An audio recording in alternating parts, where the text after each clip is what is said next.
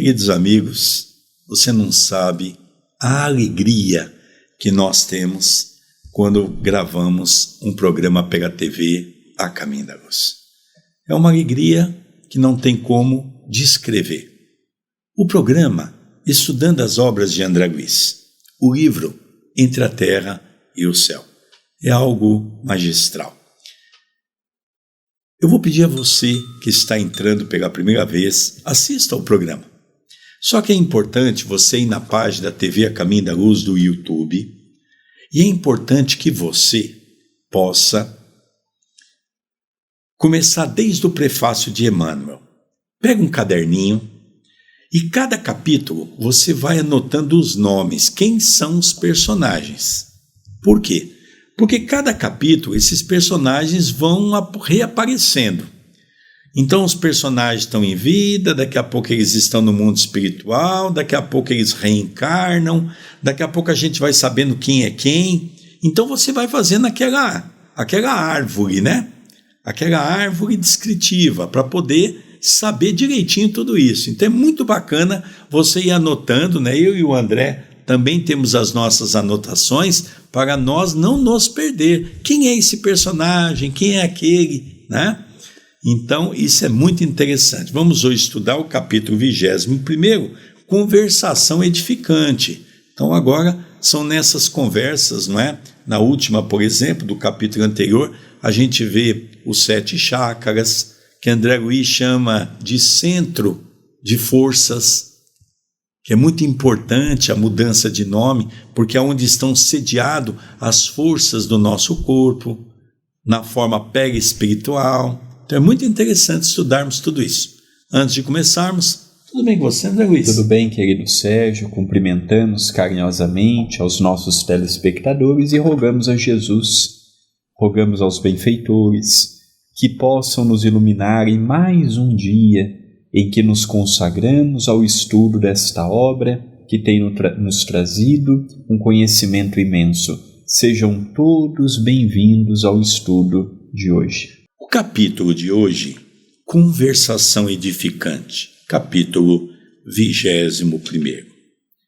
Enquanto regressávamos ao nosso círculo de trabalho e de estudo, para articular novas providências de auxílio em favor dos protagonistas da história que a vida estava escrevendo, concluí que não me cabia perder a oportunidade de mais amplo entendimento com o nosso orientador, com alusão aos esclarecimentos que nos fornecera acerca do perispírito. Assim como o homem comum mal conhece o veículo em que se movimenta, ignorando a maior parte dos processos vitais de que se beneficia e usando o corpo de carne à maneira de um inquilino estranho à casa em que reside, também nós, os desencarnados, somos compelidos a meticulosas meditações para analisar a vestimenta de que nos servimos de modo a conhecer-lhe a intimidade.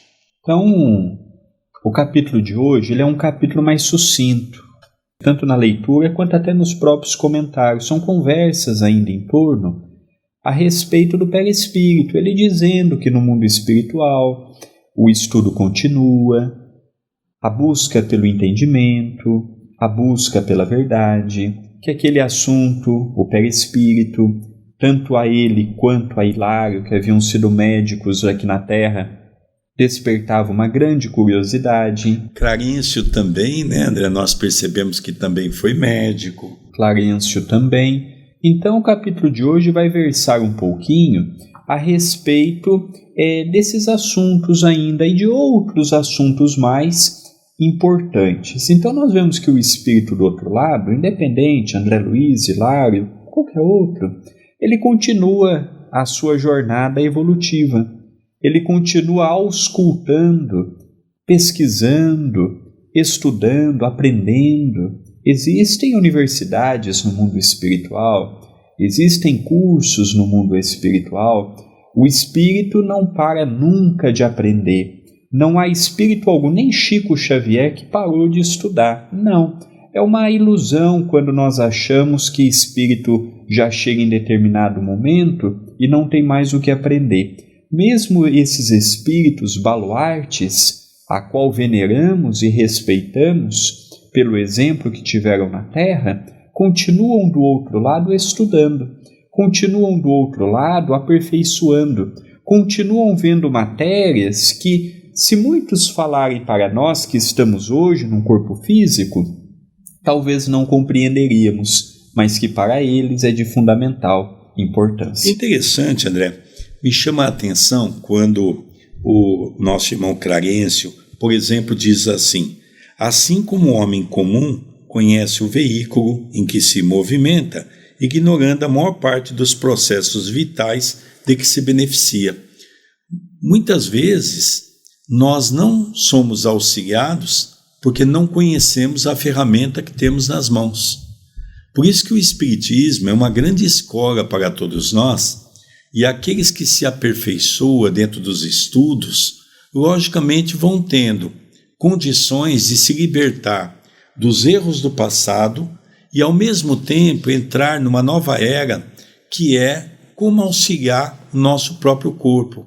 Nós, então, estudamos o passe, o autopasse, a ajuda do mundo espiritual na formação das condições do órgão que se encontra muitas vezes em decomposição, que chama o princípio vital. Então eles vão repondo os órgãos, não é? Por isso que o passe é uma coisa importante. Nós podemos recompor o princípio vital numa outra pessoa. Então nós vemos aqui, de perispírito para perispírito, no capítulo passado, Clarencio aplicando um passe específico no laríngeo de Júlio, que era criança. Então ele estava fazendo o que ali? Doando a sua energia potencializada, porque naquele momento ele estava bem, para aquela criança que estava com as energias em decomposição. Então nós vamos ver um pouquinho sobre esse material tão importante que o Espiritismo nos traz e que pode ser uma grande ferramenta para nós usarmos para nós e para os outros. Vamos continuar a leitura.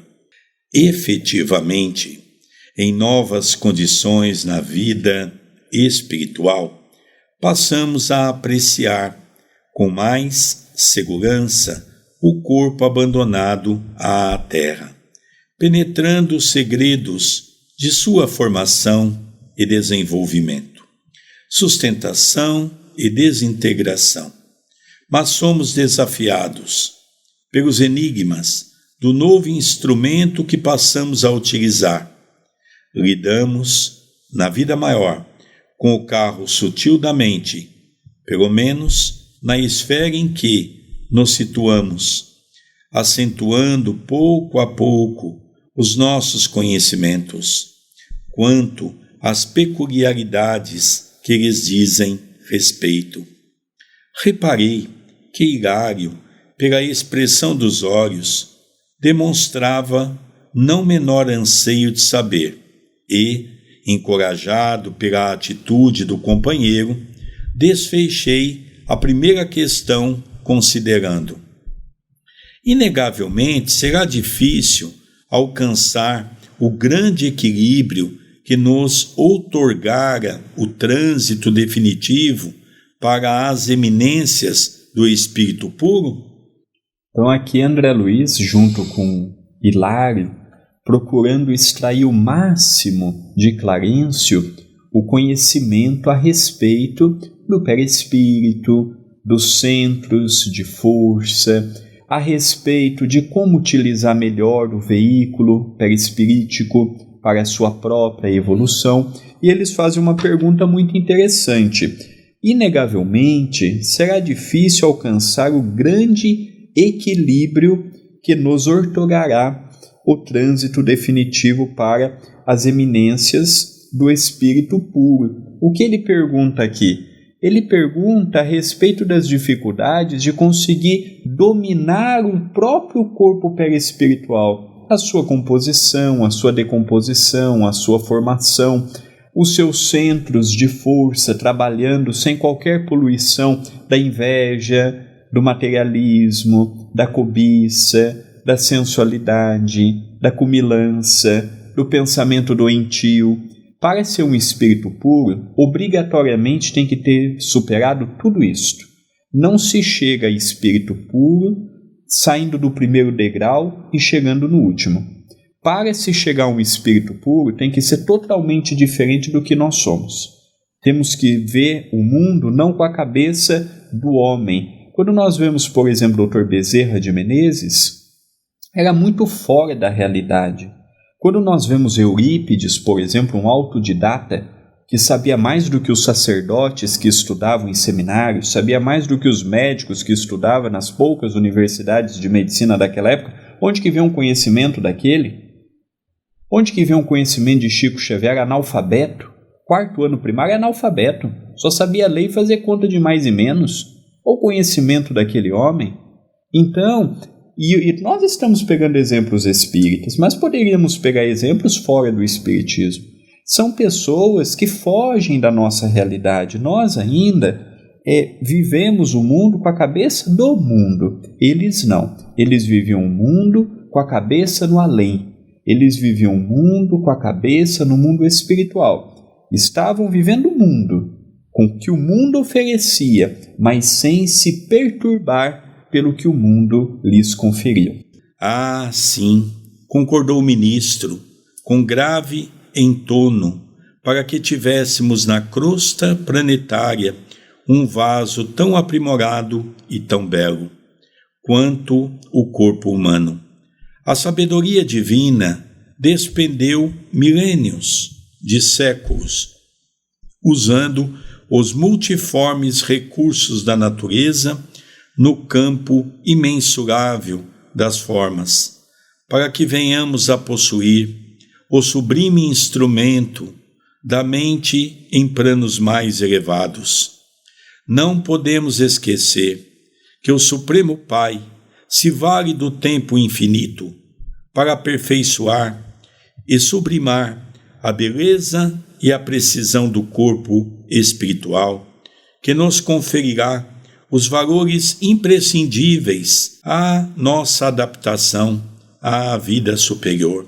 Compete-nos, então, observou Hilário atencioso, atribuir importante papel às enfermidades na esfera humana.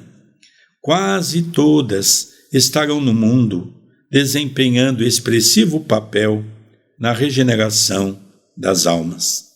Nós estamos percebendo que Hilário e André Luiz, perguntando a respeito dos centros de força, a respeito para chegarmos na condição de um espírito puro, e fala que quando estamos na crosta, nós vamos nos preocupando com outras coisas e às vezes esquecemos do primordial.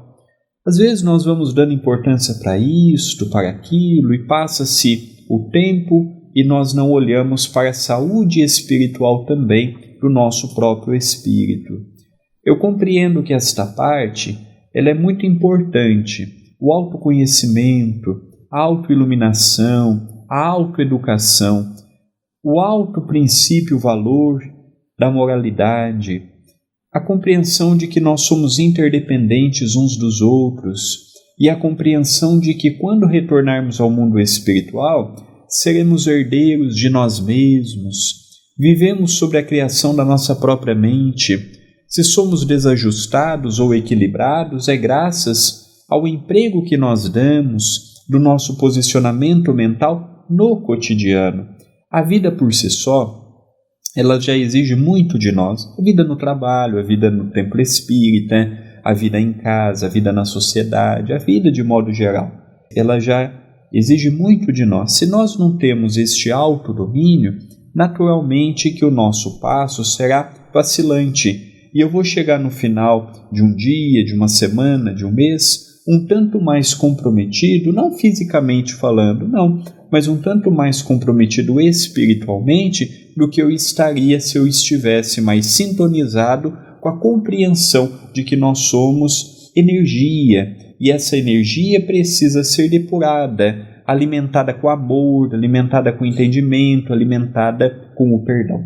É por isso que Hilário, então, dá a entender a Clarencio que agora ele estava compreendendo que a maioria das doenças no nosso corpo físico, logicamente, tem as suas consequências naturais no perispírito, daquilo que ele traz de desarmonia do passado. Então nós vemos aqui um complemento. E Clarencio vai explicar claramente que sim. Vamos acompanhar a leitura. Exatamente. Cada centro de força, ponderei, exigirá absoluta harmonia perante as leis divinas que nos regem, a fim de que possamos ascender no rumo do perfeito equilíbrio. Sim, confirmou Clarencio, nossos deslizes de ordem moral estabelece a condensação de fluidos inferiores de natureza gravitante no campo eletromagnético de nossa organização, compelindo-nos a natural cativeiro em derredor das vidas começantes, às quais nos imantamos. Hilário, conduzindo mais longe as próprias divagações, perguntou: nós percebemos, pelo comentário de Clarencio, que as nossas imperfeições morais, sejam elas quais forem, traz para todos nós um prejuízo irreparável pelo que compreendemos por ser felicidade. Apesar de estarmos no século XXI, nós muitas vezes temos pensamentos retrógrados, pensamentos parados no tempo e no espaço. Ainda associamos muito a felicidade ao que o mundo pode nos oferecer. Nós ainda associamos felicidade a viagens, carros, propriedades. Lógico que tudo isso é uma alegria quando pelo nosso próprio esforço nós podemos adquirir. Mas eu compreendo que a palavra felicidade, no seu sentido original, ela não está aos nossos olhos, ela não está disponível perante as conquistas materiais que nós venhamos a ter. Os comprometimentos morais têm nos levado a sufocarmos boas frutas, bons frutos, boas sementes que nós carregamos em nosso coração. Nós vemos que não é fácil passarmos pela crosta. Os desafios são os mais variados. E se nós não mantivermos um pensamento elevado, afastando as tentações dos desejos que ainda alimentamos, pelo passado que trazemos conosco, a nossa existência de uma para outra se faz quase imperceptível a sua evolução. Sem esforço, sem renúncia, sem aceitação, sem compreender o que é dor. A gente fala da dor, mas não a compreende, ainda julgamos ser vítimas. Falamos das dificuldades sem compreender a sua natureza e o seu início. Falamos dos problemas, mas sem compreendê-los, o porquê passamos por eles. Muitas vezes nós não sabemos avaliar nem o que nasceu nessa existência e o que nasceu na vida passada. Tudo é karma, tudo é o passado, o casamento é difícil, é o passado. Não, é porque você não tem paciência. Não é passado, às vezes falta ali amor. Ai, bebi a vida toda, apareceu uma cirrose, é o karma. Não, você bebeu a vida toda. Porque com enfisema pulmonar, fumou a vida toda, é o karma, Deus se esqueceu dele, olha que coitado. Não, não tem coitado. Falta nos olhar com mais razão para a vida. A gente olha muito com sentimento, olha muito com aquele olhar, é Deus, tudo é Deus. Na falta de outra pessoa é Deus, não, sou eu. Então, quando eu compreendo o que Clarencio está nos dizendo, a dor moral, o progresso, a evolução, o entendimento, as dores físicas, as doenças, nós vamos ter uma vida melhor.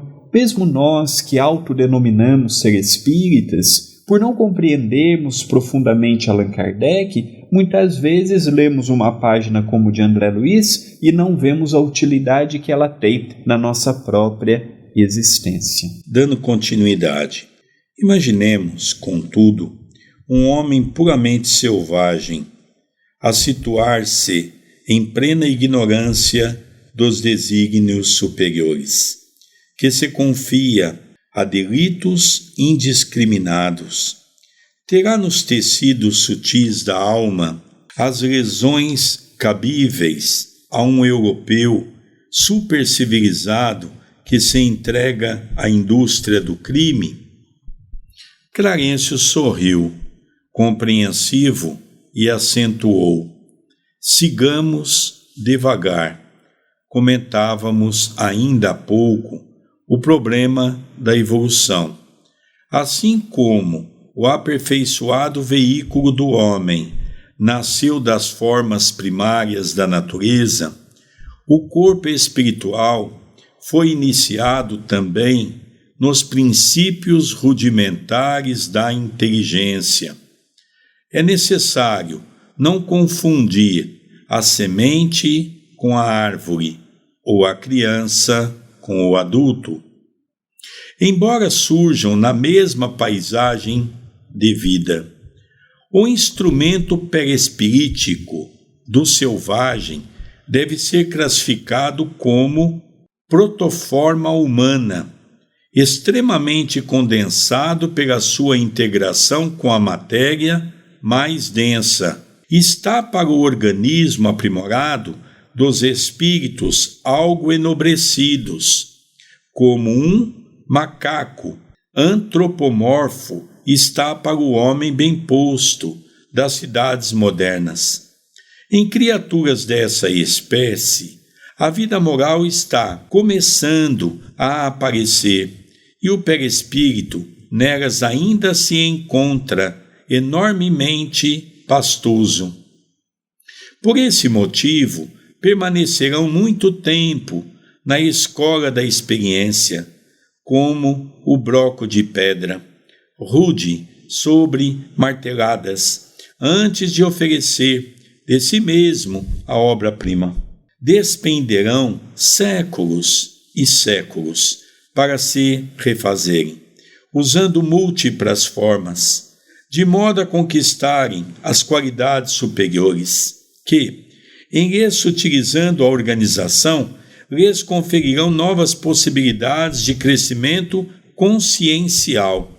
O instinto e a inteligência, pouco a pouco, se transformam em conhecimento e responsabilidade, e semelhante renovação outorga, no ser mais avançados equipamentos de manifestação.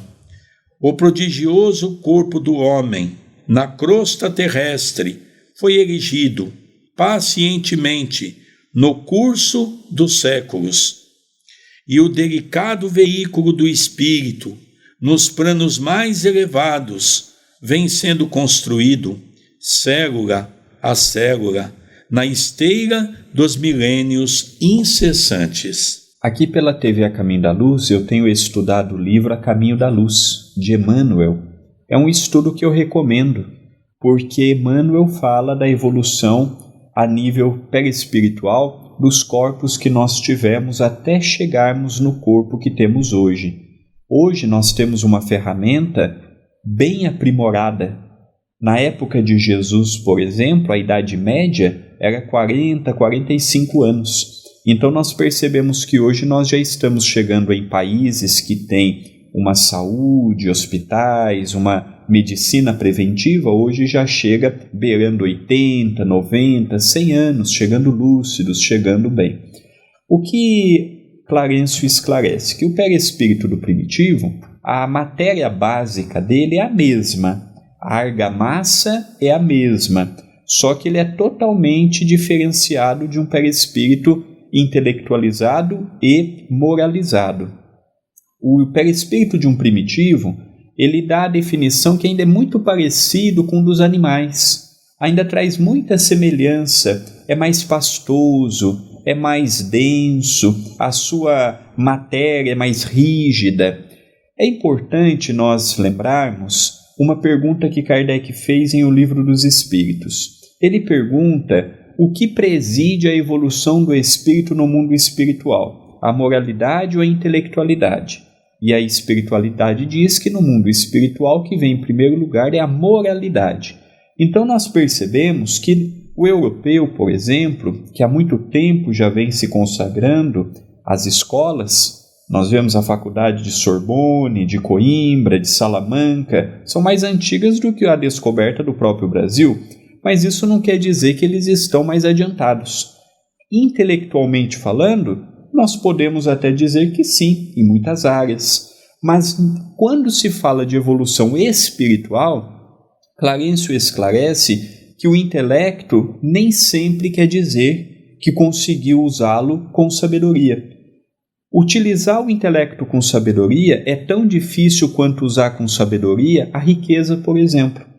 Não é fácil nós pegarmos a nossa inteligência e sermos caridosos com ela. Muitas vezes eu uso ela em benefício próprio, em benefício do meu próprio conhecimento, e eu esqueço da caridade que o é de ajudar, de auxiliar, de ensinar aquelas pessoas que sabem menos do que eu. Então, como é que faço para ter um perispírito mais sutilizado? A evolução se dá em ordem moral. Não é espírita, não é católico, não é ateu, não é budista, não é nada. É moral. É a pessoa ser uma pessoa decente, uma pessoa honrada, uma pessoa digna, uma pessoa virtuosa, uma pessoa do bem, uma pessoa que consegue pegar o que Deus lhe confiou e distribuir o muito ou o pouco que lhe foi confiado. Interessante, né? No final do século passado, todos nós acompanhamos, um dos casos tornou-se até um filme, que foi um best-seller, quando estudaram a ciência 2 seres canibais. Um deles gostava de matar as pessoas e comer parte do crânio. O outro gostava de matar a pessoa e comer as partes ligadas aqui ao que nós chamamos as partes estomacais. E nós ali pudemos acompanhar todo aquele estudo, e é uma pena que o estudo acabou não tendo um avanço tão grande, porque estudou-se o corpo físico. E o corpo físico, logicamente, não iria expressar nenhuma modificação, porque todos os nossos corpos são formados das mesmas matérias, das mesmas células. O interessante é que se essa condição fosse estudada sob um prisma, por exemplo, dos conhecimentos espirituais, e se nós tivéssemos mecanismos para medir o perispírito, como tentava fazer Ernesto Bosano, na época de Kardec, na Itália, que estudou a formação do peso do médium quando ele estava incorporado nas materializações.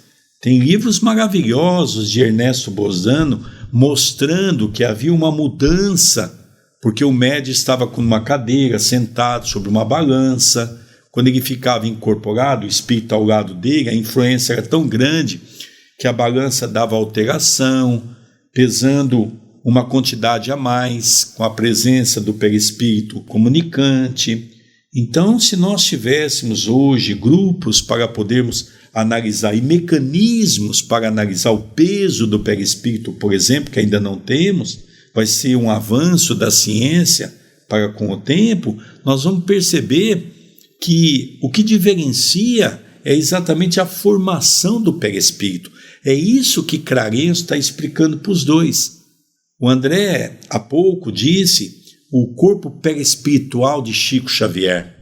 Devia ser muito sublimado, muito leve. Se pudesse colocar numa balança, seria muito sutil.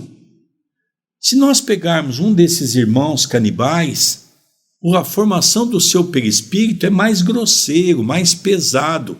E é aí que está a diferença. Analisar pelo corpo físico, a ciência não vai conseguir chegar a lugar nenhum, como André Luiz, em várias obras que eu e o André estamos estudando, ele deixa bem claro que se não olhar a patologia no ângulo perispiritual, no ângulo do espírito, a ciência pouco vai avançar analisando apenas o corpo físico.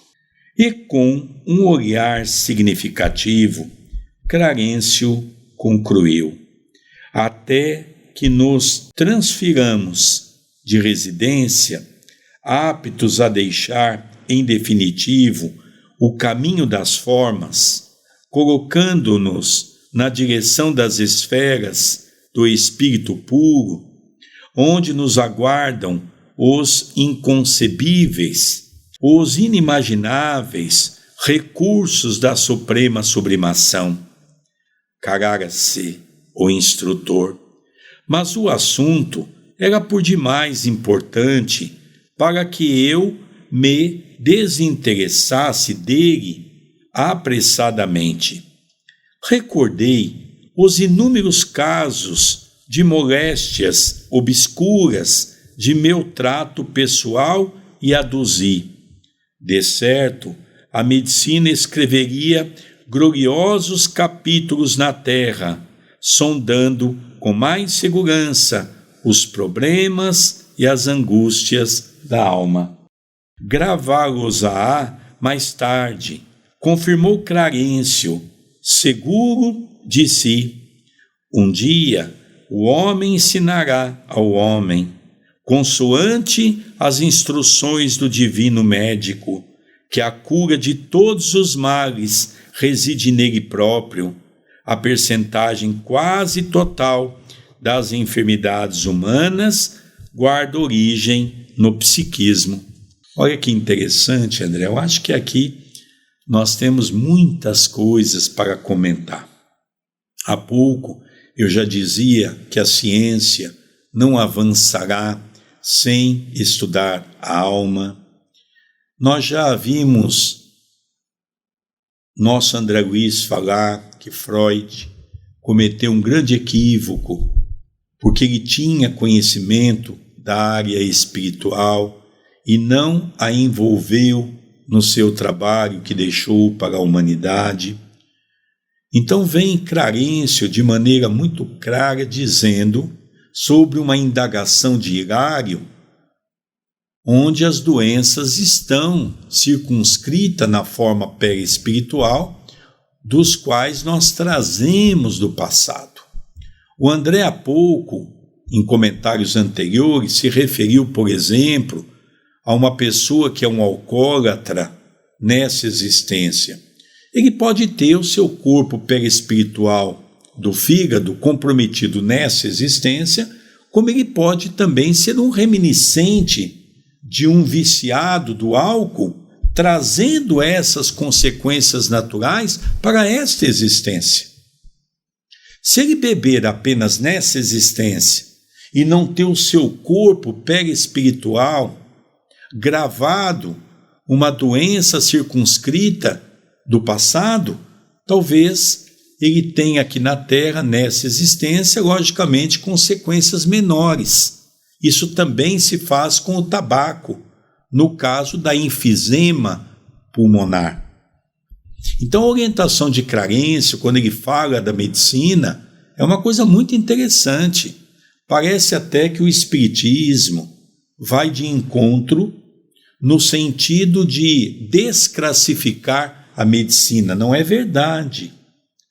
O que André Luiz vem dizer é que a medicina só vai conseguir se aprimorar a partir do momento em que ela colocar o entendimento e o estudo de que as doenças atuais são resgates do passado, onde nós vamos trabalhar com os chakras, ou seja, André Luiz diz, os centros de força. Então nós vemos hoje, eu me lembro, o André era pequeno, o André estava em casa, ele era pequeno, estava o Nubor Fakuri, considerado o maior neurocirurgião da América Latina naquela época. E havia 2 semanas antes, passado na TV Globo, uma reportagem sobre Nubor Fakuri, o maior neurocirurgião da América Latina. E eu tomando um café na minha casa, estava eu, a Soraya, o André, a Gra, eles eram menores. E eu perguntei ao Nubor, o que maravilha a reportagem que foi feita sobre o seu trabalho. Eu acompanho o Nubor há quase 30 anos, desde quando ele tinha uma cadeira na Unicamp, nós já éramos amigos da USE de Campinas. E eu perguntei: Nubor, você estudou na faculdade onde estudou pessoas que aprenderam as mesmas coisas que você aprendeu. Na reportagem, deu que você está muito à frente dos outros colegas seus. Como você explica isso, Nubor? O Nubor, para quem conhece, sabe que é uma pessoa extremamente humilde, apesar de todos esses galardões que ele tem no campo científico. E ele me disse assim: Sérgio, eu estou 100 anos na frente dos meus colegas. E explico. Não é vaidade, mas eu tive coragem de estudar a obra de André Luiz página por página, vírgula por vírgula, ponto por ponto. E eu tive a humildade de trazer os conhecimentos espirituais para a minha vida. E comecei a aplicar nos métodos do meu trabalho, sendo que eu passei a ter equipes espirituais me ajudando sob a proteção divina. Eu achei aquela resposta fantástica. Vamos continuar a leitura? Sorridente, acrescentou: orgulho, vaidade, tirania, egoísmo, preguiça e crueldade são vícios da mente, gerando perturbações e doenças em seus instrumentos de expressão. No objetivo de aprender, observei. É por isso que temos os vales purgatoriais depois do túmulo. A morte não é redenção, nunca foi, esclareceu o ministro bondoso. O pássaro doente não se retira da condição de enfermo, tão só porque se lhe arrebente a gaiola. O inferno é uma criação de almas desequilibradas, que se ajuntam, assim como o charco. É uma coleção de núcleos lodacentos, que se congregam uns aos outros. Quando de consciência inclinada para o bem ou para o mal, perpetramos esse ou aquele delito no mundo. Realmente, podemos ferir ou prejudicar a alguém, mas antes de tudo, ferimos e prejudicamos a nós mesmos. Se eliminamos a existência do próximo, nossa vítima receberá dos outros tanta simpatia que, em breve, se restabelecerá nas leis de equilíbrio que nos governam, vindo, muita vez, em nosso auxílio, muito antes que possamos recompor os fios dilacerados de nossa consciência. Quando ofendemos a essa ou aquela criatura, lesamos primeiramente a nossa própria alma, de vez que rebaixamos a nossa dignidade de espíritos eternos, retardando em nós sagradas oportunidades de crescimento. Então aqui Clarencio ele nos fala que todo o mal que nós fazemos, ele volta para nós mesmos. Nós vivemos num mundo em que queremos muito o nosso direito, nosso orgulho ainda é muito estampado, nós ainda por pouco estouramos, estamos sempre agitados. Isso leva a uma deformação perispiritual. Ele fala também do egoísmo, da vaidade, da tirania, tiranos domésticos, tiranos no trabalho, tiranos no centro espírita, tiranos na sociedade, na política. Ele fala para nós a preguiça. Nós vamos deixando com que a preguiça vá alojando em nosso ser. Ele fala que tudo isso são doenças da mente, doenças da alma. que precisam ser combatidas. Ele fala para nós também que tudo que eu faço para o próximo retorna para mim mesmo. Cada ação, cada palavra, cada fofoca, cada maledicência, cada mentira, cada invenção, tudo volta na mesma proporção para mim. Às vezes a gente acha que está prejudicando o próximo, é o maior engodo que nós, os espíritas, podemos imaginar. Volta para mim mesmo.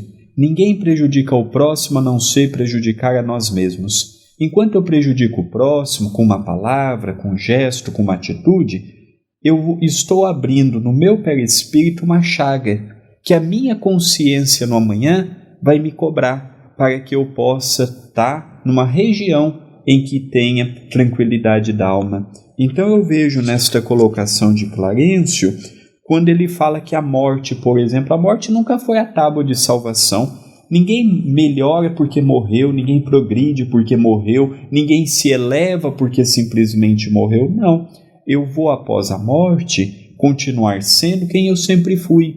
Eu vou continuar frequentando os mesmos lugares pela lei da afinidade. Eu continuarei sendo e tendo o mesmo comportamento e a mesma postura. Lógico que se eu for para um lugar bom, sereno, tranquilo, eu conseguirei novas forças para continuar o meu aprimoramento espiritual. E ele fala dos infernos criados pela própria mente humana. Ele fala também daqueles lugares onde se encontram espíritos que, quando passaram pela terra, não conseguiram fazer nada de bom, nada de proveitoso, nada de justo, nada de coerente com a verdade, e naturalmente se reencontram nesses locais abismais, trevosos, umbralinos, para o reajustamento necessário. Encerrando o capítulo de hoje, continua André Luiz. Sim, concordei. Tenho visto aqui aflitivas paisagens de provação que me constrangem a meditar. A enfermidade, como desarmonia espiritual, atareou o instrutor, sobrevive no perispírito. As moléstias conhecidas no mundo e outras que ainda escapam ao diagnóstico humano, por muito tempo persistirão nas esferas torturadas da alma, conduzindo-nos ao reajuste. A dor é o grande e abençoado remédio. Reeduca-nos à atividade mental, reestruturando as peças de nossa instrumentação e polindo os fulcros anímicos de que se vale a nossa inteligência para desenvolver-se na jornada para a vida eterna. Depois do poder de Deus, é a única força capaz de alterar o rumo de nossos pensamentos, compelindo-nos a indispensáveis modificações, com vistas ao plano divino, a nosso respeito, e de cuja execução não poderemos fugir sem graves prejuízos para nós mesmos.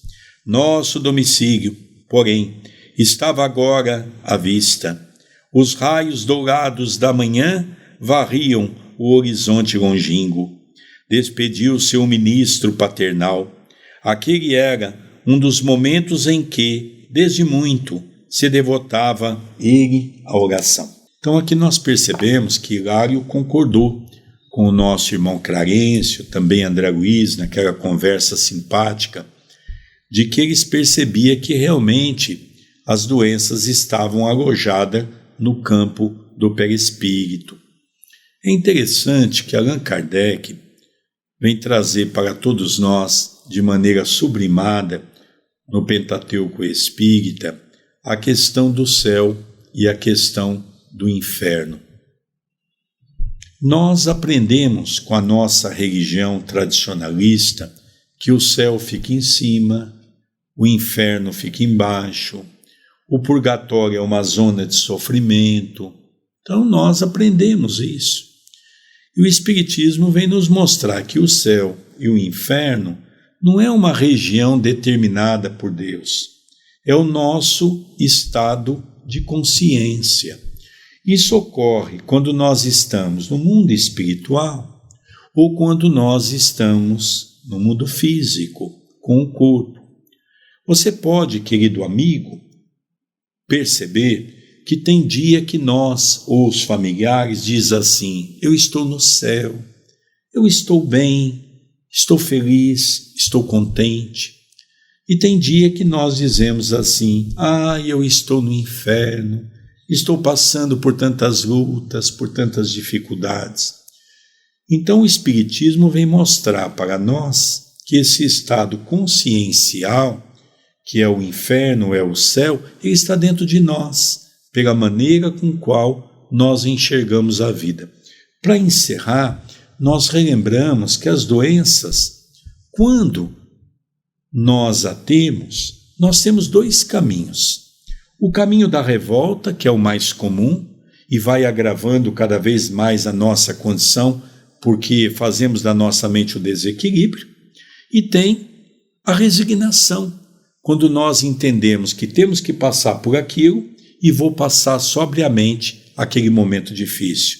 E aí eu vou ter o estado de paz, o céu reinando dentro de meu coração. Encerramos o vídeo de hoje, convidando as pessoas a se inscreverem no canal, habilitar as notificações, compartilhar, levando esta mensagem, este estudo, este canal a novas pessoas. Pedimos também que deixe o seu like no vídeo, o seu comentário e que seja membro do canal. É uma forma que você tem de cooperar com as atividades do CEPAC, Centro Espírita Perdão, Amor e Caridade. E pode entrar em contato conosco pelo WhatsApp e pelo Telegram.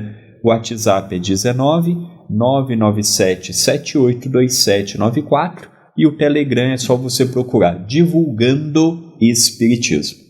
Nós vamos encerrando então o programa Estudando as Obras de André Luiz, o livro Entre a Terra e o Céu. Grato à sua companhia e rogamos a Jesus que esteja conosco hoje e todo sempre. Até o próximo programa. Até o nosso próximo programa.